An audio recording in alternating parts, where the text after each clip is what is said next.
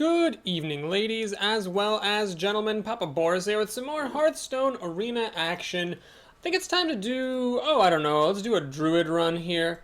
I have played Druid more than Rogue or Hunter, but it's been the longest since I've done a video. And Druid's also my worst class, tied with Rogue and Warlock, so let's see if I can improve that. Well, we're off to a pretty good start. Ancient of War is a card I frequently find myself praying a Druid doesn't have on turn 7, so that's nice to pick up. Ironbark Protector, cute, but I'm learning that having too many of those can screw you up. I'm going to go ahead and grab a really solid mid-game card, the Dwarf. And there's only one of those that's good. Swipe! Oh, thank goodness. Last time I played Druid, I had no swipes. Glad to hear that won't be a problem. I don't want to take something like a Harpy as a Druid because Harpy is best if you don't have that many big drops. Druids tend to have more big drops. Yes, I know I just passed on an Ironbark, but still. We're going to go ahead and grab the Argent Squire in lieu of a second Dark Iron Dwarf because too many dwarves, so you end up wasting them. This sucks that I have to pass on Druid or the Claw, because it is a very strong card, but I think Claws is better, especially because I don't have that much removal here. I could take Savage Roar, which isn't bad, but I'm going to take the Infiltrator instead. The Savage Roar, I find, if you're not killing the opponent with it, it's very underwhelming, and so I'd rather not be underwhelmed. Now we're going to go ahead and grab the Sen'jin here. I've already got one 3-drop and then another 4-drop, so doing about equal on those. I could take the Bluegill Warrior for some quasi-removal, but I think the Sen'jin is too good to pass for that. Okay, we'll take a Raging Worgen, the only playable card there. And here the Auctioneer is cute, but we'll take Nourish, which is just a much more direct card draw. Swipe? Yeah, we'll take a swipe. I mean, Geomancer is good. I really have been loving those lately, but not over a swipe, obviously. The Bloodsail Raider is tempting simply because I have no 2-drops here. However, I do have 2 1-drops, which pretty much occupy the same place. So rather than taking a useless Battlecry, we will take the Harvest Golem, which is extremely good. Okay, Yeti seems fine. Looking for 2-drops now. Well, this is not a 2-drop, but it is a playable card, so we'll take it over the Ironbark. Do I take a second Sen'jin, which clogs up my 4 spot, or do I go ahead and grab a crappier 2 or 3-drop? Yeah, I'll take a Sen'jin. Violating my curve here, but I'm just hoping that I get some good 2 and 3 drops in the second half of this draft. Mark of the Wild is not that great, but these are garbage, so we'll take the Mark of the Wild. I'll take a second Claw over the Mark of Nature. So here, do I take an Ironbark Protector? Oh gosh, I'm passing on so many Ironbark Protectors. You know, I would take one, but not over a Yeti. Not over a Yeti. Yeti's too strong too soon. This stuff is junk, so we'll take a Mark of Nature here. Azure Drake seems like a good move for some card draw and spell damage. Spell damage is very great for Druids.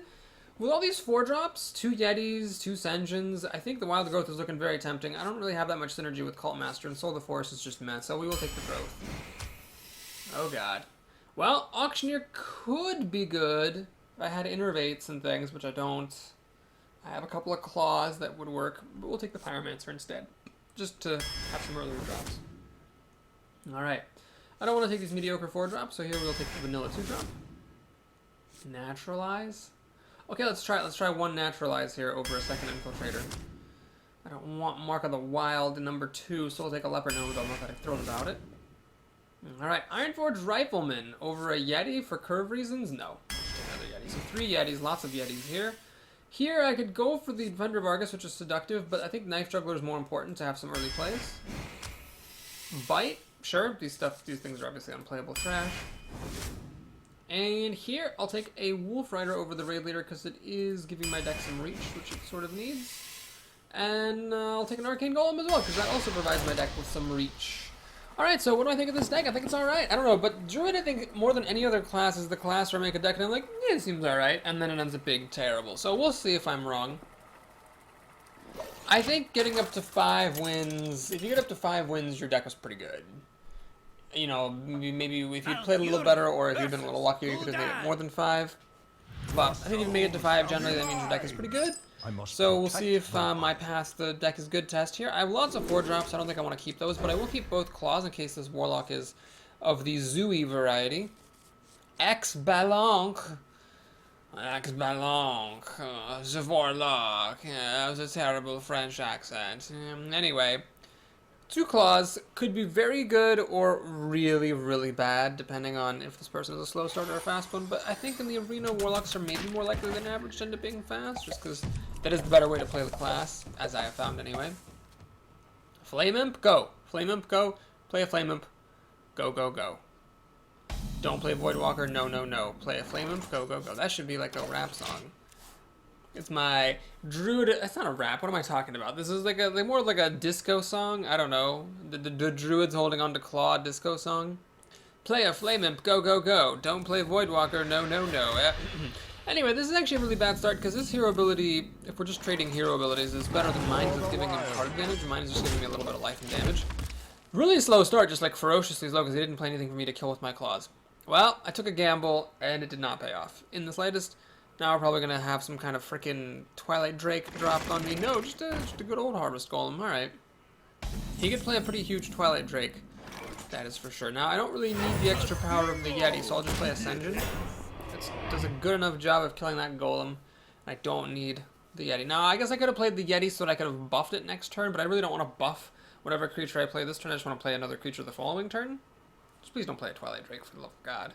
I never got a Keeper of the Grove, never saw an L, never saw a Spellbreaker. I had never had any chance whatsoever to get things that would kill or silence. Silence. Yeah, I never got any silence opportunities.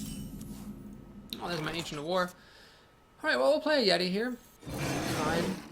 What I'm going to do is kill off the Golem. Now, if you're wondering, Boris, why are you killing off the Golem, not the Spellbreaker? Well, if I kill the Spellbreaker, this thing's at 1 health. It'll die to the Golem anyway. And also Mortal Coil. That's why I'm still threatening to kill this guy, but I'm not vulnerable to Mortal Coil. Of course, you could have Shattered Sun Cleric or something that would make me regret doing this, but it seemed like a good move at the time. So we got a couple of good 4-drops here. This doesn't really matter too much. I don't care about his creatures having taunt. I care about them having buffs. If they had buffs, oh man, if he had like a Defender of Argus or a Raid Leader or a Direwolf Alpha, he can actually trade very effectively. Spellbreaker would kill the Yeti, the Damage Golem will kill the Ascension in that case. Maybe that was the risk of not killing the Spellbreaker. You know, I probably should have killed the Spellbreaker. Between Defender of Argus, Raid Leader, and Direwolf Alpha, there's a lot of reasons why I would have not wanted him to have those two creatures on the board. And he does actually have the Direwolf Alpha, so my opponent misplayed that horribly. He could have just played the Wolf instead of the Sunwalker, or sorry, the Sunfree Protector, and then my Senjin would be dead.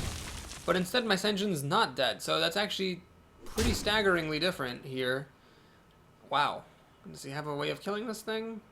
It's actually going to Soul for this, but there was no reason to... Wow, that was a very bad misplay. My opponent ended up using a Soulfire in a situation where he really did not need to use a Soulfire at all. Now, I could play Leper Gnome, Shapeshift, kill that. The problem is these friggin' claws don't work because I will have Shapeshifted there. So I'm just going to play the Azure Drake. I've got plenty of health, so I don't mind getting hit for a turn. Alright, so there's my Naturalize, which could be good if he plays something very huge. Ah, jeez, he misplayed very badly. So I misplayed by not killing the Spellbreaker. I should have just killed his friggin' Spellbreaker. And then he misplayed by playing the Sunfury Protector before playing his Direwolf Alpha. Or he could even play the Sunfury Protector on like the other side. Alright, I think that might have been the bug. There's actually a bug that happens with Damaged Golem. Because a Harvest... I was actually just reading about this on Reddit today. Because the Harvest Golem, when it dies, the Damaged Golem spawns in the same exact place, that causes some unusual bugs sometimes. Because most of the time when you get a new minion, it comes over to the right. But Damaged Golem appears in the exact same place as the Harvest Golem does, so that causes it to get screwed up sometimes. Okay, anyway, here, got a couple of different options. Could Mark of Nature this thing to make it annoying. But I think what I'm going to actually rather do is play this.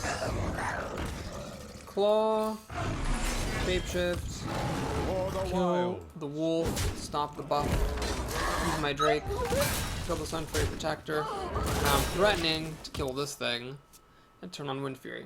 I could also play Mark of Nature or Mark of the Wild on this guy, and then whenever you buff the Raging Worgen's health, that makes it especially terrifying. So I've got Ancient of War. Pretty much the only thing a Warlock has that would deal with it effectively is a Siphon Soul. Silencing one of these, though, makes it a 5 back into a 5/5, so that would also be a pretty good answer. Gonna sense Demons, which is a mistake. You should have sensed Demons before playing the Yeti. Leaving himself with 0 mana after getting those Demons is kind of silly.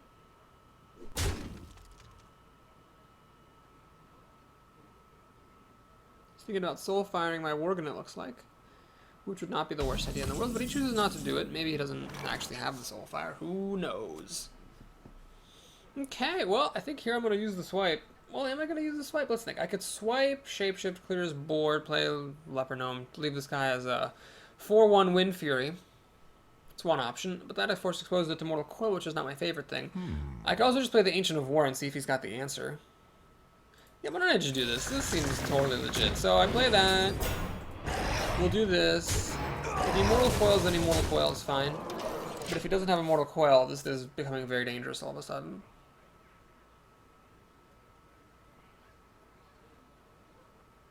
And even if the Yeti does kill this, let's say he Siphon Souls this, uses the Yeti to kill the Worgen, you know, the Yeti then is at 1 health and a swipe will clear it off. Got a bunch of dumb cards, it looks like here. Silver Moon Guardian doesn't really matter too much to me. That doesn't matter too much to me. Okay, he did not have an answer to my guy, it looks like, unless there is, I don't know what there would be for 1 mana. Corruption? Corruption, oh my gosh, Corruption is a pretty good answer to Ancient of War, actually. Power Overwhelming does not quite let him kill my Ancient of War. It does damage it quite a bit though, and then the Yeti's gonna die. Fine by me. Alright, now we got a couple of options here. First of all, let me see if I can actually win the game. Because I do have... Oh, I can totally win the game. It's a good thing I stopped to look. Anytime you have a Raging Worgen, you might be able to win the game. So I'm going to just buff it. So that's basically like an extra 8 damage, 16. That's actually enough to win without any more color blue. Hilarious. So always look for the win, kids. Don't let them swipe or any of this stuff. When you have when you are allowed to untap the Raging Worgen, for the Magic terminology, you can just do some pretty crazy stuff. All right, so there we go. Good start. Ooh, I have two Druid quests. Oh my gosh, that would be pretty great if I could get it. 120 gold. That would put me way over 9,000. I wouldn't even need, well, not way over, but that would put me 70 over 9,000. I wouldn't even need to get that good of a prize in order to stay over 9,000. I had a pretty bad streak of late. Brought myself down to 50% success rate, getting up to 7. Hopefully, though, we're back on track and are about to start doing well again. We'll see. Here's a mage. Scone. That's a good name for a mage. Okay, mage. What you got for me? It's weird how sometimes it starts with that weird slow start and other times it's just normal. Okay, let's just keep this whole hand. This is fine. So we're going to go ahead and keep the Argent Squire in case I need removal. I'll keep my claw. Never did use a single claw. Oh, no, I did. I did use one of my 2 claws that I kept last game. But to be totally fair, I would do that again. If I had 2 claws in my opening hand against a Warlock, I would keep them again. Sure, that particular Warlock didn't do anything in the first couple of turns, but I think most Warlocks in the arena would have some early drops with things like Flame Imp wandering around the area.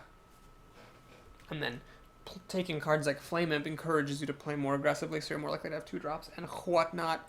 Anyway, if I don't use Claw, we have the Argent Squire on turn 1, and we can coin out one of these guys on turn 2. Probably the Raging Worgen. Unless there's something that really needs dying, and I might use the Wolf Rider. Although, unless she plays a 2-3, if there's something that needs dying, I'll just use a Claw on it.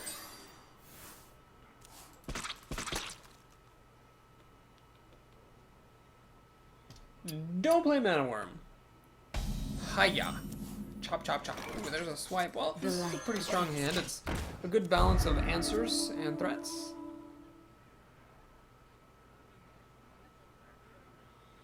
Maybe I should make a constructed deck that uses Raging Worgens and the Druid. Oh, Jesus Christ. Don't kill my Argent Squire. Hey, look at that! The odds actually came through the way they're supposed to. Frickin' crazy. Alright, we're going to go ahead and claw to kill this. And I am going to coin into a Wild Growth. I think this is absolutely incorrect to not do this. Because basically by coining into Wild Growth, I'm essentially giving myself a coin forever. Like, I had a Mana Crystal left over. By using the coin, I get an extra Mana Crystal. So it's like I have the coin every turn now because I used a coin for Wild Growth. Like, I lose almost nothing whatsoever by doing that. The only case where you might want to, like, not do that is if you have, like, a Violet Teacher or a, you know, Gadgetzan Auctioneer or some kind of interaction with casting spells. But you need to do that there. If you have 1 Mana Crystal left over and a coin in Wild Growth, you absolutely should make the Wild Growth. Alright, anyway, so now next turn I'll have 4 mana, which is a little bit unfortunate because these guys are a bit underpowered. I have tons of 4-drops I'd like to play. 2 Senjins and like 3 friggin' Yetis. But I don't see them here. Do you see them? I don't see them. They're not here. Sadness, incarnate. Worst thing about these guys... Oh, God, so you know how I keep complaining about the fact that Mad Bombers keep on killing my 2 toughness minions? I complain about that because it is highly against the odds for that to happen. So finally we catch up with our probabilities. She tried mad bombering my Argent Squire twice, failed both times, and then had to use an arcane missile. So this Argent Squire is quite the hero. So I have two options here. Well, three. I can play the Raging Organ and then let it just die against the Mad Bomber. That seems pretty lame. I could Shapeshift, kill it, but not play another creature. I could play Wolf Rider to kill it. And then I keep my Argent Squire on the field, and I think it's actually worthwhile. I think it's actually worthwhile to keep the Argent Squire in the field. So compared to just using Shapeshift to kill that Mad Bomber and the Argent Squire this way, I'm left with an Argent Squire in the field, and that can make all the difference in the world. Don't underestimate the effect of a 1-1 in the game. I'm actually surprised I'm not more ahead on cards, considering... Well, the only card disadvantage she got was the Arcane Missiles. The Mad Bombers were bad, but they didn't actually set her behind. Right, on turn 4, she spends half her mana killing my Argent Squire, and nothing, which is pretty good news in my book. Alright, let's go ahead and play the Azure Drake. There was some merit to playing the Raging Organ there, because that one might have inhibited some of her plays, but coming up on turn 5, a lot of 5-drops, really, the Raging Organ. Would be great if she played like a Silverhand Knight, because the Raging Organ will kill that, but other than that, pretty much any other 5-drop, the Raging Organ just kind of comes up short, so I might as well spend the thing that has more mana. This was 5 mana versus this is 3, so by doing this I'll have less mana in my hand. Okay, so she plays a Grizzly. This person's not really doing anything impressive. I'm kind of amazed, actually. She's doing just pretty much nothing. Which is fine. Don't get me wrong. I'm A-okay with that. Now, I could swipe the bear, Shapeshift, finish off the River Crocolisk. It's one option. Could Nourish is another option, but I think Nourishing here would be a little bit greedy. I could Sanjin and Shapeshift, but that seems silly. Let's just go ahead and play both of my drops. Putting the Stealth Creature in the middle in case of Cone of Cold. And leave the Azure Drake at 1 health. Sure, she can ping it, but that's a third of her mana. And we've got this Raging Organ against the Crocolisk situation, which is pretty good. So I never got to use Swipe with spell damage, but that's fine.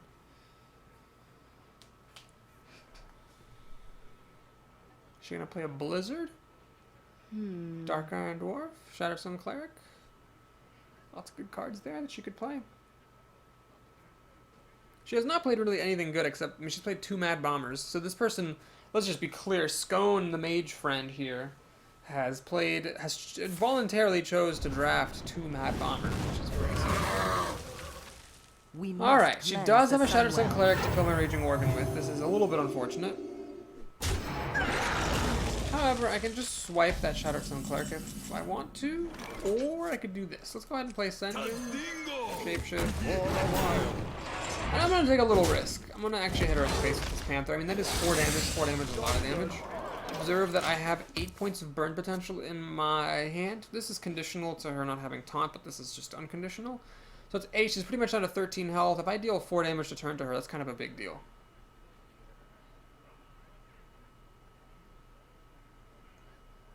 And this engine holds up very well against the Shattered Sun Cleric. So there are things that would make me regret not hitting the Shattered Sun Cleric, like if she plays a Dark Iron Dwarf.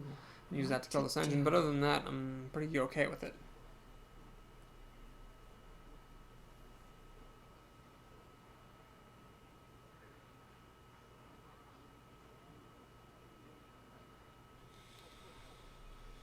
The nice thing about 4-drops is they're like not good enough to make someone feel really happy about fireballing or polymorphing them, but they're too big to be killed by things like a Frostbolt. 4-drops occupy that sweet spot where they're big enough to warrant a very good removal spell, but they're not that expensive. Alright, so she's going to use Cone of Cold, which makes some sense. She can now ping off my Panther. Or she can just not do that, which also makes sense, because this way you can just ping off my Panther on next turn, which is also totally fine. Alright, we got both of our swipes, so now I have actually 12 points of burn potential. Here's the time to Nourish for 3 cards. Cool, boy ahead on cards. Bloobity, bloobity, bloobity, bloobity, boobity, boobity.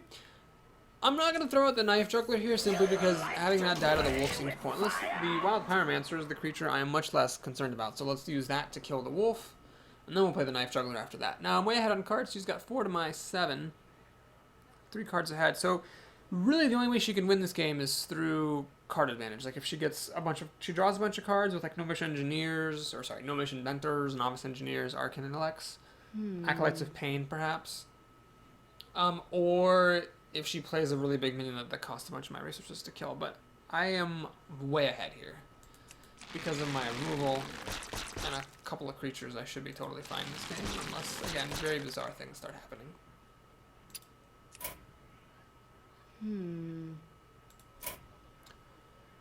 Alright, so she can use the Wolf to kill the Pyromancer, she can ping away my Panther, then it's her 3 cards versus my 5. I'm feeling pretty good about things. She is feeling really slow. Taking forever to play all of her turns. Alright, so she takes 2 seconds to decide. Plays a Harpy. Well, that is a good card. That requires me to deal with it. I'm gonna Blight Shapeshift it away. 6 mana to kill her 6 drop. Gaining actually 1 life in the process. And play Knife Juggler. So I got this, 5 cards to 3. She's up now. I got the Dark Iron Dwarf. Mark of the Wild's pretty weak. Even with Mark of the Wild, the Knife Juggler still dies too. Flame Strike, so I'm not that jazzed about playing it. Now if she pings it, I might actually Mark of the Wild to like make it harder for her. Okay, so she's gonna ping it. She can do anything else. Alright, so she seems to have some kind of I don't know, Flame Strikes or something or other. Oh, should I have played... You know, I'm not going to play Mark of the Wilderness because I'm pretty sure she has the Flame Strike. And this will still die. It's hard to imagine why with 9 mana she wouldn't have played a single one of 3 cards. Oh, she got a Knife Juggler, okay. So I guess she does have things to do? Okay, apparently she has creatures to play, just didn't feel like playing them or something. I don't know. Why did she not play these last time?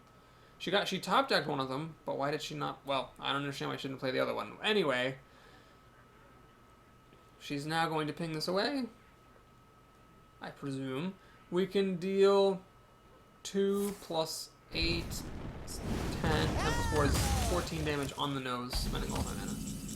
So that's good. Always look for the win, kids. Always look for the win. No need to wrath this Knife Juggler for cards or anything like that. We just smackety. Dackety, Kirklackety. Kind of an underwhelming use of swipes there, but it's good enough. We win the game. So thanks for watching. If you enjoyed the video, do please like and subscribe. And I will see you soon with the rest of the game. This stack looks strong. I'm excited to keep on playing. Take care.